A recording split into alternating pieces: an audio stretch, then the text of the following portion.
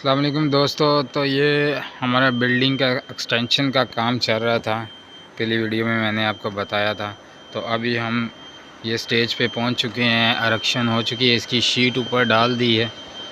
मैं अंदर से आपको दिखाऊंगा, शीटिंग हो चुकी है और साइडों में कर्व शीट भी लग गई है।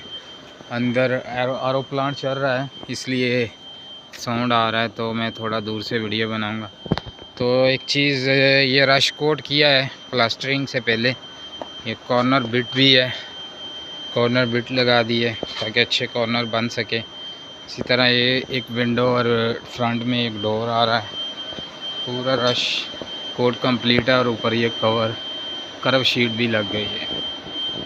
तो अभी इसका प्लास्टर का काम बाकी है, उसके बाद विंडो डोर लग जाएंगे। तो नीचे सेम हमने 1 मीटर की एप्रन स्लैब इसको एक्सटेंड कर दिया है, इसके पूरा जो हमारा नया स्ट्रक्चर है इसके साथ साथ। तो इसके अलावा जो पुरानी बिल्डिंग है और नई बिल्डिंग है, इसके दोनों में ये एक्सपेंशन जॉइंट आ रहा है।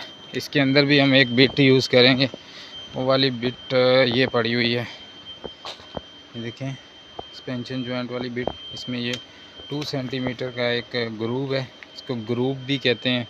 तो इसके अंदर बाद में सीलेंट डाल देंगे। तो ये शीट हमने यूज़ की है इसके ऊपर रूफ़ के लिए।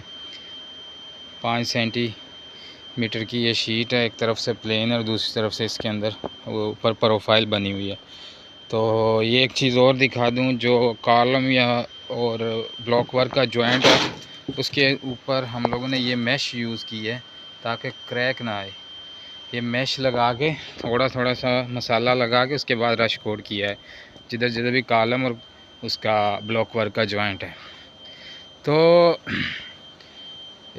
ये हमारा एक्सटेंशन का एक छोटा सा काम था अबू धाबी म्यूनसिपैलिटी के अंदर, ठीक है। इसमें ये फुली डेजर्ट एरिया है, तो मैं दिखा सकता हूँ। तो जो इसमें अभी हमने आपको एक दफ़ा दोबारा बता देता हूँ। सबसे पहले कंसल्टेंट ने बिल्डिंग परमिट लिया और जो एग्जिस्टिंग ड्राइंग थी उन्हीं को मॉडिफिकेशन करके सबमिट किया, ड्राइंग अप्रूवल ली और परमिट लिया। वो परमिट लेने के बाद उन्होंने हमें दिया कि ये परमिट आ गया, ड्राइंग अप्रूव्ड होगी, काम शुरू कर दें। हमने काम शुरू किया, फेंसिंग किया, फेंसिंग की इंस्पेक्शन डाली, वो अप्रूव्ड होगी। उसके बाद एक्सकवेशन की, उसकी इंस्पेक्शन डाली अबू धाबी म्यूनसिपैलिटी को थ्रू थाम की जो इनकी वेबसाइट है। सेकंड इंस्पेक्शन जो हमने एक्सकवेशन की डाली वो अप्रूव्ड हो गई, और थर्ड इंस्पेक्शन हमने डाली EHS की, सेफ्टी की, हेल्थ एंड सेफ्टी की, वो डाली, वो अप्रूव्ड होगी। उसके बाद फोर्थ इंस्पेक्शन थी वो डिमार्केशन। जो भी मॉडिफिकेशन कर रहे हैं उसकी डिमार्केशन भी अबू धाबी में इम्पोर्टेंट है, क्योंकि वो डिमार्केशन की उसके ऊपर आपको वो फुटिंग की या जो भी स्ट्रक्चर की इंस्पेक्शन आप डाल सकते हैं। अगर आप स्ट्रक्चर की इंस्पेक्शन डालेंगे स्टील की फुटिंग की तो वो रिजेक्ट हो जाएगी, डिमार्केशन भी चाहिए। तो फोर्थ इंस्पेक्शन हमारी डिमार्केशन की थी और फिफ्थ इंस्पेक्शन हमने फुटिंग की डाली। उसके बाद फुटिंग की कंक्रीट की, उसके बाद कॉलम की इंस्पेक्शन नहीं होती म्यूनसिपैलिटी की, वो कंसल्टेंट इंस्पेक्शन होती है। और इसके बाद हमारे पास बीम था, बीम या स्लैब है, हमारा बीम की से हमने इंस्पेक्शन डाली और बीम अप्रूव्ड हो गया, फिर हमने बीम की कास्टिंग कर दी।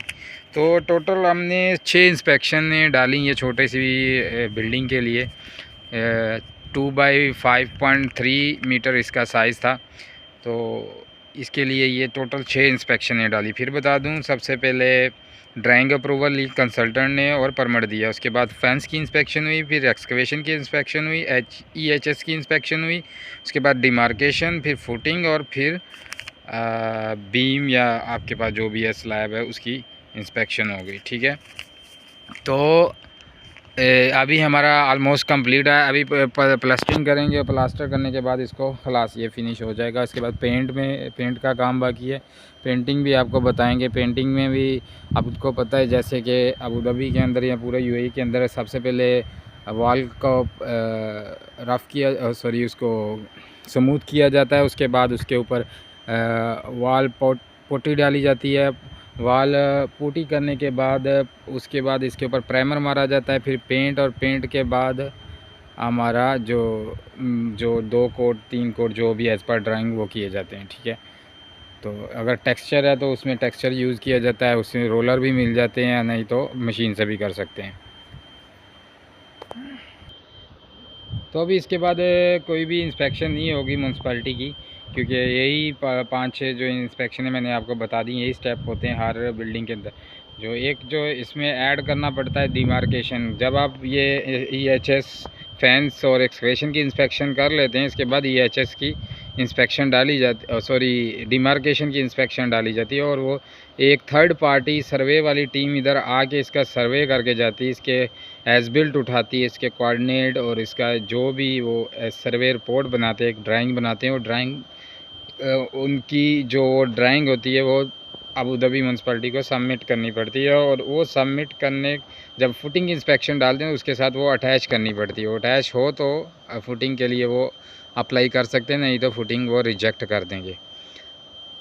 तो बाकी इन जितनी भी ये इंस्पेक्शन है ये अबू धाबी म्यूनसिपैलिटी के लिए बता रहा हूँ। इसमें अगर कंसल्टेंट सम टाइम ये सारी इंस्पेक्शनें कंसल्टेंट को चाहिए होती हैं। सम टाइम वो बोलते हैं छोड़ें बस इंस्पेक्शन आप ऐसा कर लें कि एक्सकवेशन का डाल दें और फुटिंग का डाल दें, फुटिंग एंड स्टील का जो भी शटरिंग एंड स्टील का डाल दें, और कुछ बीम का, यानी कि जो ख़ास हैं जो इम्पोर्टेंट इंस्पेक्शन है वही डाल दें। बाकी ये सारे स्टेप डालने की ज़रूरत नहीं, क्योंकि वो डेली बेस पे विज़िट करते हैं।